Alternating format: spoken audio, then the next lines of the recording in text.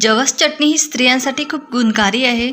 जवसामध्ये omega 3 fat acid असल्यामुळे आपल्या बॉडीमध्ये जे ब्लड शुगर लेवल असतं ते कंट्रोल करण्यास मदत करतं।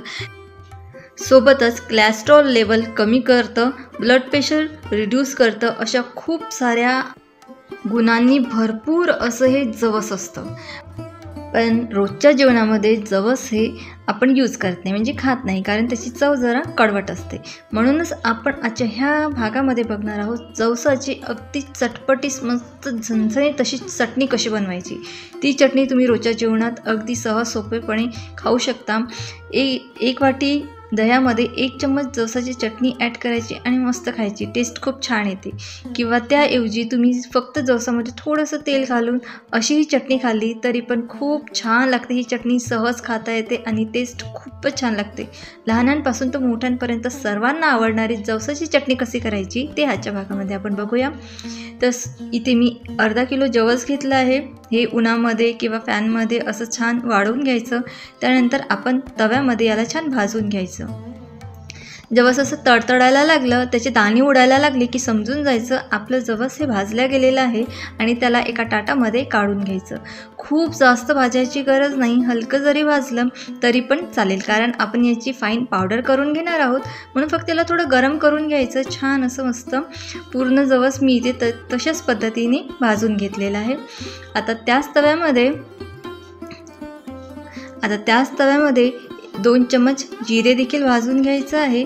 जिरे पण मीडियम हीटवरच भाजून घ्यायचं, म्हणजे त्याच्यामध्ये जो तेलकटपणा असतो तो सर्व निघून जाईल आणि मस्त ड्राय होईल, आणि त्यामुळे आपल्याला जेव्हा मिक्सरमधून आपण बारीक करतो तेव्हा ते सहज बारीक होईल। आणि जिरे देखील जवसाच्या प्लेटमध्ये काढून घ्यायचं। त्यानंतर त्याच तव्यामध्ये साधारण 1 वाटी मी सुकं खोबरं घेतलेलं आहे। सुकं खोबरं पण आपण अशाच पद्धतीने छान भाजून घेऊया, जोवर त्याचा कलर पूर्णपणे चेंज होत नाही आणि त्याचा तेलकटपणा पूर्ण निघत नाही तोवर त्याला छान भाजून घ्यायचं आणि त्याच प्लेटमध्ये काढून घ्यायचं। अशाच पद्धतीने आपण सर्व साहित्य भाजून घेणार आहोत। तर आता परत त्याच तव्यामध्ये मी 7 ते 8 लसूण पाकळ्या आणि काही कढीपत्ता घेतलेला आहे, ते पण अशाच पद्धतीने छान भाजून घ्यायचं।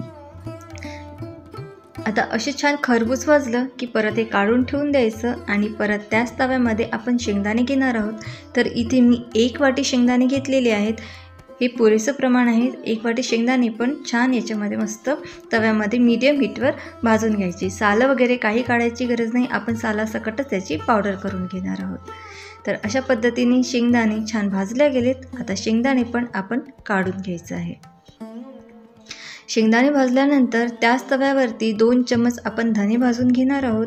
धने पण मीडियम हीटवरच छान खरपूस होतपर्यंत भाजून घ्यायचे। जर तुम्हाला धने भाजायचे नसतील तर तुम्ही याऐवजी धने पूड देखील इथे घालून घेऊ शकता। आता हे सर्व साहित्य आपल्याला थंड करून घ्यायचं आहे आणि नंतर मिक्सरमध्ये याची पावडर करून घ्यायची आहे। तर बघा, सर्व साहित्य असं थंड झालं का मिक्सरच्या भांड्यामध्ये आपण ते घालायचं आणि त्याला छान फिरवून घ्यायचं। गरम गरमच मिश्रण घातलं ते असा गोडा बनतो आणि खूप दिवसपर्यंत हे टिकणार नाही, म्हणून याला पूर्णपणे थंड करून घ्यायचं आणि त्याच्यानंतरच मिक्सरला आपण हे फिरवून घ्यायचं। पण त्यापूर्वी टेस्ट अकॉर्डिंग इथे 1 चम्मच तिखट घालायचं आहे आणि टेस्ट अकॉर्डिंग तुम्ही इथे मीठ घालू शकता। तुम्हाला हवं असेल तर तुम्ही जास्तही तिखट घालू शकता, मी फक्त 1च चम्मच तिखट घातलेलं होतं। तर असं तिखट मीठ घालून ही चटणी आपली एकदम झणझणीत झटपट अगदी तयार आहे खाण्यासाठी।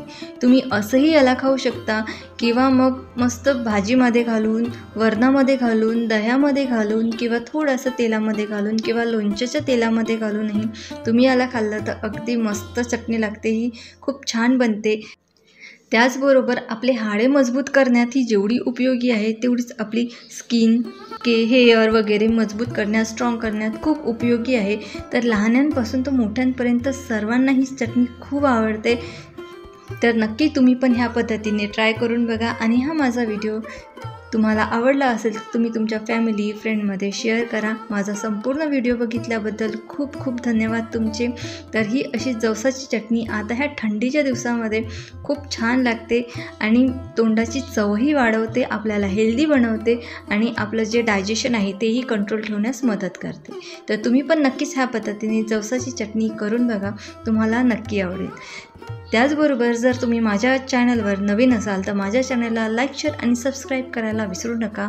सोबतच बेल आयकॉनसुद्धा नक्कीच प्रेस करायची, म्हणजे माझे नवनवीन व्हिडिओ तुमच्यापर्यंत झटपट पोहोचतील.